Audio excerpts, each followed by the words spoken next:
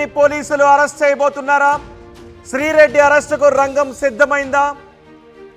రాజు యాదవ్ ఇచ్చిన ఫిర్యాదుతో పోలీసులు శ్రీరెడ్డిని అరెస్ట్ చేయడానికి రంగం సిద్ధం చేస్తున్నట్టుగా తెలుస్తోంది. కర్నూలులో శ్రీరెడ్డిపై కేసు నమోదైంది. ఆంధ్రప్రదేశ్ ముఖ్యమంత్రి Chandrababu Naidu, deputy CM Pawan Kalyan, home minister అనితలపై గతంలో సోషల్ మీడియాలో శ్రీరెడ్డి అనుచిత వ్యాఖ్యలు చేశారని, ఆమెపై చర్యలు తీసుకోవాలని కర్నూలు పోలీసులకు ఫిర్యాదు చేశారు రాజు యాదవ్. దీంతో పోలీసులు ఆ ఫిర్యాదును స్వీకరించిన పోలీసులు ఆధారాలను పరిశీలించి శ్రీరెడ్డిపై కేసులు నమోదు చేశారు. మేకల వెంకట నాగరాజు అనే టీడీపీ నేత ఇచ్చిన ఫిర్యాదుతో శ్రీరెడ్డిపై కొత్త చట్టంలో పేర్కొన్న సెక్షన్ల ప్రకారం కేసులు నమోదు చేశారు. Section 352, section 353 BNS, section 66 IT act 2008 సెక్షన్ల కింద ఈ కేసులు నమోదు చేసినట్టుగా తెలుస్తోంది. ఎవరైతే ఉద్దేశపూర్వకంగా ఒకరిని కించపరుస్తారో, ఎవరైతే రూమర్లు లేనివి ఉన్నట్లుగా వ్యాపింపచేయడానికి ప్రయత్నం చేయడం ద్వారా సమాజంలో శాంతి భద్రతలకు విఘాతం కలిగించే అవకాశం ఉండే విధంగా ప్రవర్తిస్తారో, వాళ్ళ మాటల ద్వారా కానీ, పోస్టుల ద్వారా కానీ, వాళ్ళ జస్టిస్ ద్వారా కానీ ఎవరైనా ఈ విధమైనటువంటి చర్యలకు పాల్పడితే వాళ్ళపైన ఈ సెక్షన్ల కింద కేసులు నమోదు చేసే అవకాశం ఉంటుంది. బిఎన్ఎస్లో సెక్షన్ 352, 353 సెక్షన్ల కింద శ్రీరెడ్డిపై కేసులు నమోదయ్యాయి. శ్రీరెడ్డి చాలా కాలంగా ప్రస్తుత ఆంధ్రప్రదేశ్ ముఖ్యమంత్రి నారా చంద్రబాబు నాయుడు, పవన్ కళ్యాణ్ను సోషల్ మీడియాలో చాలా ఇష్టం వచ్చినట్లుగా దూషించేవారు. దీంతో టీడీపీ కార్యకర్తలు, పవన్ కళ్యాణ్ ఫ్యాన్స్ శ్రీరెడ్డిపై చాలా ఆగ్రహాన్ని వ్యక్తం చేసేవారు. కొన్ని సందర్భాల్లో శ్రీరెడ్డి చేసే వ్యాఖ్యలు వినటానికి కూడా అభ్యంతరకరంగా ఉంటాయని చాలామంది చర్చించుకుంటూ ఉంటారు, చాలామంది అంటూ ఉంటారు. శ్రీరెడ్డిపై టీడీపీ నేత మేకల వెంకట నాగరాజు ఇచ్చిన ఫిర్యాదును పోలీసులు స్వీకరించారు. అంతేకాదు వెంకట నాగరాజు ఇచ్చిన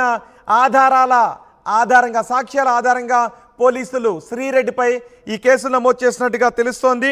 ఒకవేళ ఈ కేసులు ఆధారాలు ప్రూవ్ అయితే శ్రీరెడ్డికి 2 నుంచి 3 సంవత్సరాల శిక్ష పడే అవకాశం ఉంది అని చెప్తున్నారు. ప్రస్తుతం శ్రీరెడ్డిపై నమోదు చేసిన ఈ సెక్షన్ల ఆధారంగా అవి 2 నుంచి 3 సంవత్సరాల వరకు శిక్ష పడే అవకాశం ఉన్న సెక్షన్ అని కూడా చెప్తున్నారు. మా ప్రతినిధి హుస్సేన్ మనకు అందుబాటులో ఉన్నారు. అలాగే ఫిర్యాదు చేసిన రాజు యాదవ్ కూడా మనకు అందుబాటులో ఉన్నారు. రాజు యాదవ్తో మాట్లాడదాం. రాజు యాదవ్ గారు, హుస్సేన్ నేను మీ దగ్గరకు వస్తాను. రాజు యాదవ్తో మాట్లాడదాం. రాజు యాదవ్ గారు నమస్తే సార్. నమస్తే అండి. ఏంటి శ్రీరెడ్డి ఏం వ్యాఖ్యలు చేసింది? శ్రీరెడ్డి చేసిన ఏ వ్యాఖ్యలు మీకు అభ్యంతరకరంగా అనిపించాయి? మీరు పోలీస్ స్టేషన్కి ఎప్పుడు వెళ్ళి కంప్లైంట్ చేశారు? సార్ నిన్న మధ్యాహ్నం వెళ్ళి కంప్లైంట్ చేయడం జరిగింది. కానీ ఏమంటే శ్రీరెడ్డి గారు నారా లోకేష్ గారి పేరైన, తర్వాత నారా లోకేష్ గారి పేరైన, పవన్ కళ్యాణ్ గారి మీద, అలాగే ఉంగలపూడి అనిత మేడం గారి పేరైన కూడా, అంటే ఒక మహిళ కానీ ఒక మనిషి కానీ వినకూడని మాటలు, చూడకూడని మాటలు చాలా ఎలా అంటే దిగజారిన మాటలు మాట్లాడి వాళ్ళ ఇండ్లలో కానీ ఎక్కడైనా కానీ బాధపడే విధంగా మాట్లాడినందుకు నేను కంప్లైంట్ చేయడం జరిగింది సార్. ఎప్పుడు చేసిందండి శ్రీరెడ్డి? అంటే రీసెంట్గా చేసినవా లేకపోతే గతంలో చేసినవా? బిఫోర్ ఎలక్షన్ల తర్వాత చేశారు సార్. అలాగే ఎలక్షన్ల తర్వాత కూడా చాలా కించపరిచే విధంగా నారా లోకేష్ గారి పేరు మీద, తర్వాత చంద్రబాబు నాయుడు గారి పేరు మీద, చంద్రబాబు నాయుడు గురించి, తర్వాత సిరిమిల గారి గురించి కూడా అది వినకూడని మాటలు, అంటే చాలా దిగజారి అసలు మొగాడైనా నేను కూడా చెప్పలేని విధంగా చంద్రబాబు గారిని దూషణలు చేయడం జరిగింది సార్. అలాగే వంగలపూడి అనిత, మీరు ఒకసారి యూట్యూబ్ ఛానల్ కొట్టి చూస్తే, అంటే ఇన్ని రోజుల నుంచి కాకుండా ఇప్పుడు ఎందుకు కంప్లైంట్ చేశారు? అంటే మాకు ఇప్పుడు ప్రభుత్వం వచ్చింది కదా సార్, మా ప్రభుత్వం వచ్చిన తర్వాత మేము ఇచ్చుకోవాల్సిన అవసరం ఉంది. ఎందుకంటే ఇలాంటి చిరుకులను వదిలిపెట్టిపోతే ఇంకా చాలా మంది దానికి మోటివేట్ అయ్యి ఇలాగనే భ్రష్టు పెట్టే విధంగా మహిళలు లోకం చాలా హీనంగా చూసే విధంగా మాట్లాడుతున్నారు. కాబట్టి ఎప్పుడైనా సరే చెడుని మనం తుంచాలి. కాబట్టి ఈ రోజు దానిపైన యాక్షన్ తీసుకోవాలి, ఇలాంటివి మళ్ళీ జరగకుండా చూసుకోవాలని కంప్లైంట్ జరిగింది సార్. రాజు యాదవ్ గారు, మీరు టీడీపీ కార్యకర్త, అడ్వకేటా?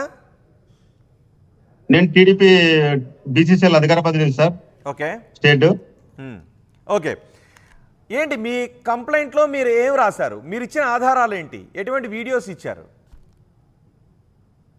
మేము దాదాపు ఒక 7-8 వీడియోలు ఇవ్వడం జరిగింది సార్. దాంట్లో మొత్తం తెలుగుదేశం పార్టీకి సంబంధించిన నారా చంద్రబాబు నాయుడు గారి గురించి, తర్వాత డిప్యూటీ సీఎం అయిన పవన్ కళ్యాణ్ గారి గురించి, నాగేంద్ర బాబు గారి గురించి, వాళ్ళ కూతురు గురించి, షర్మిల గారి గురించి, తర్వాత ఒంగలగూడి అనిత గారి గురించి, అంటే అసలు మగవాళ్ళైనా మనం కూడా అవి వినలేం సార్. వీడియోలు అంత బూతులు మాట్లాడి వాళ్ళ మనసులు బాధపడే విధంగా, వాళ్ళ మనసులే కాదు తెలుగుదేశం పార్టీ కార్యకర్తలు, తెలుగుదేశం పార్టీలో ఉన్న ప్రతి ఒక్కరుగా చాలా చింతించే విధంగా మాట్లాడినారు. అది మహిళా లోకం కూడా హర్షించదు, మహిళలకే మచ్చగా ఈమె ఉన్నారు సార్. కాబట్టి ఇది ఇలాంటివి యువకులు కానీ ఇంకా ఎవరైనా కానీ దాన్ని చూసి ఇన్స్పైర్ కాకుండా ఉండాలంటే ఇలాంటి వాళ్ళకి ఖచ్చితంగా చర్య తీసుకుంటేనే వీటికి మనం ఇదే విధంగా మనం ముందుకెళ్ళినాం సార్. అంటే మీరు కంప్లైంట్ ఇచ్చిన వెంటనే ఆ వీడియో